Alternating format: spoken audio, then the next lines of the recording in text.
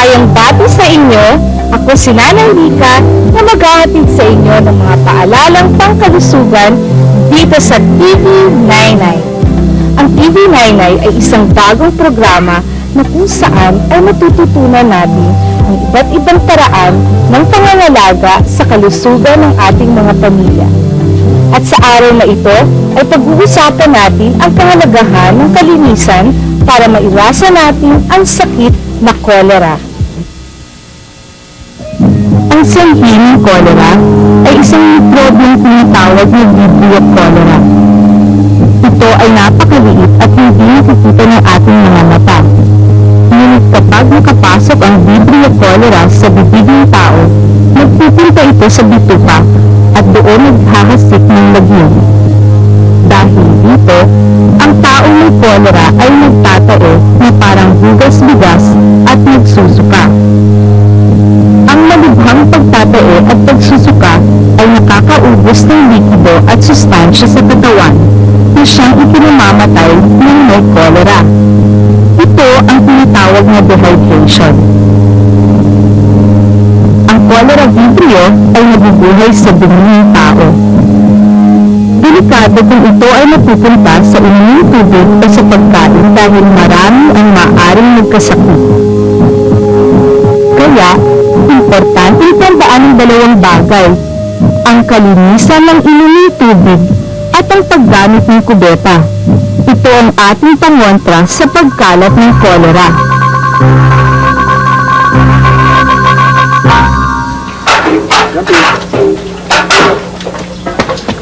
Ayan na. Salamat ng tubig. Di ka muna, bakit ang rumi-rumi yan? Hindi pwede galawan natin. Pero kailangan ng sabon. Di na bali. Hindi ka naman ang iinom. Balik na sabon mo, baka magkasakit ka pa dyan eh. Mag-ingat sa iinuming tubig. Alam nyo ba na pag ang madumi ang tubig na iniinom ninyo na galing sa bukas na balon na katulad nito, ay madali kayong makakakuha ng kolera at iba pang sakit na nauuwi sa pagtatae. Kaya dapat ay siguraduhin nating malinis ang iniinom nating tubig. Ang pagpapakulo ng inuming tubig ay isa sa pinakamabisang paraan upang matiyak natin na malinis ang ating iniinom. Hayaang kumulo ang tubig na hanggang 2 minuto upang mamatay ang mga mikrobyo dito. Siguraduhin malinis ang pinaglalagyan ng tubig. Gumamit ng lalagyan na may maliit na bibig at may takip. Kapag malamig na ang tubig, isalin mo na lang kaagad ang tubig sa baso kung gusto ninyong inom. Tandaan natin, ang pagtiyak na malinis ang inuming tubig ay pagtiyak ng kalusugan ng ating mga pamilya. Ang paghuhugas ng kamay ay isa sa pinakamahalagang gawaing pangkalusugan para maiwasan natin ang sakit. Gumamit ng sabon o abo upang matanggal ang mga mikrobyong nasa mga kamay. Kailangan ding linisin ang mga kuko at ang sinit ng mga daliri. Ito ang gustong paraan ng paghuhugas ng kamay.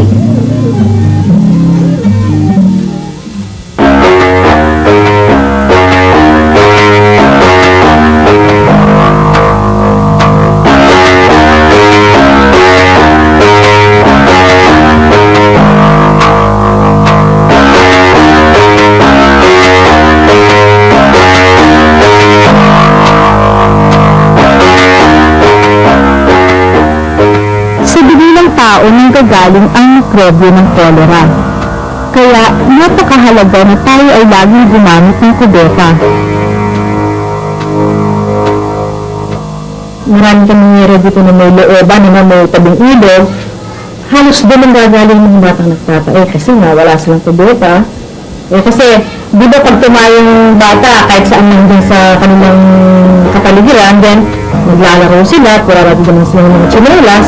So yung taong yun, pagka naging lupa na, nilalaro nila, then wala din silang tsinelas. So yung mga itlog ba ng mga itlog ng mga bulati papasok sa katawan nila, yun naging nila naman ng pagtataon nila. So nagkaroon kami ng campaign talaga na dapat yung mga walang kubeta, sila ang priority na bigyan. Pero meron nga kaming takaran, dapat mayroong Poso Negro, kasi pagka-bigay lang ng bigay, hindi rin ka nakakasiguro na yung sunod, gagawin nila. So, wala rin. Kung kayo ay magtatayo ng kubeta, kailangan malayo ito sa pinagkukunan ninyo ng tubig. Mga 25 metro ang layo, o kaya ay mas malayo pa. Inaalis na namin yung paniniwala nila na ang kubeta ay para sa bisita lang.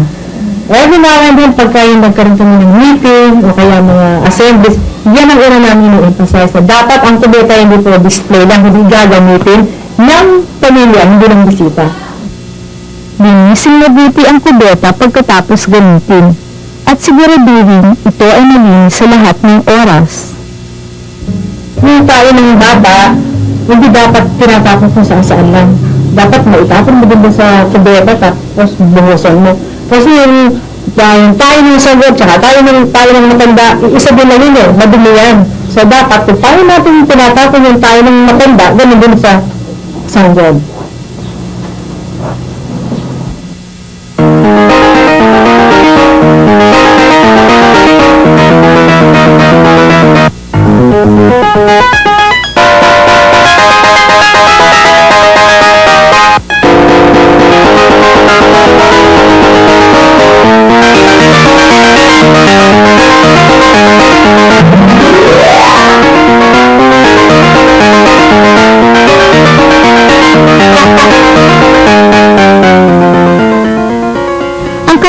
Ginagawa natin pag may nagtatae ay ang pinapainom ng pampatigil sa pagtatae.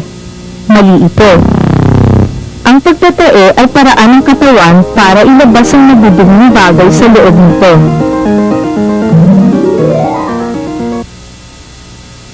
Kung pipigilan natin ang pagdumi, maiipon sa loob ng katawan ang mga lasong at mikrobyo at lalong lalala ang sakit ng tao.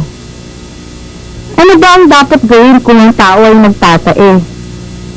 Una sa lahat, kailangan ipagpatuloy ang pag-inom ng mga katas ng prutas o kaya ng o mga sabaw para mapalitan ang mga nawalang likido sa katawan.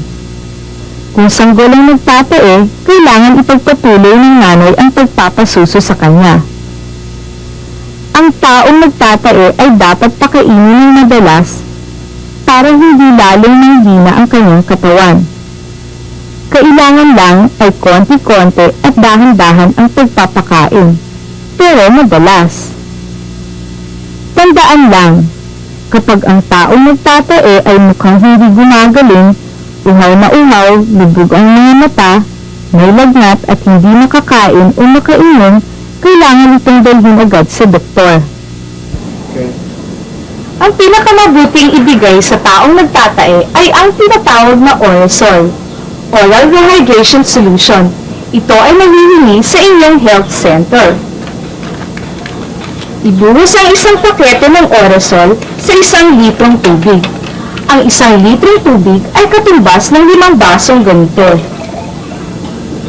Pinapalitan ng Oresol ang nawawalang sustansya sa ating katawan gawa ng pagtatae. At ayon pa sa mga eksperto, mas mabisa raw ang paggamit ng Oresol kaysa sa dextrose. At libre pa! Oh! Malinis ba ang kamay mo?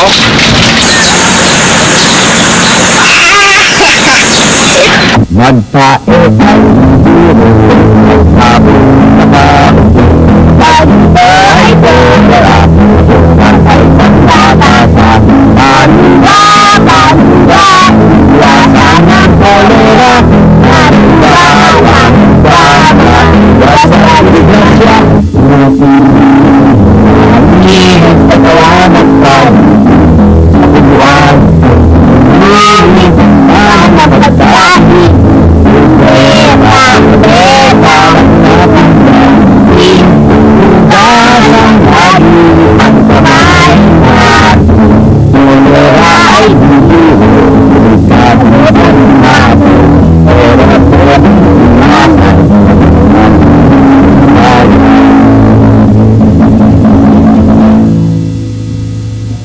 ayan mga nanay, napakahirap po talagang magkasakit ng kolera. Kaya lagi po nating tatandaan ang kalinisan para ang kolera ay maiwasan. Hanggang sa susunod po na pagtatanghal ng TV Nainay, ako si Nanay Rica at si Baby Petra na nagsasabing ang kalusugan ng pamilya ay kayamanang walang kapantay.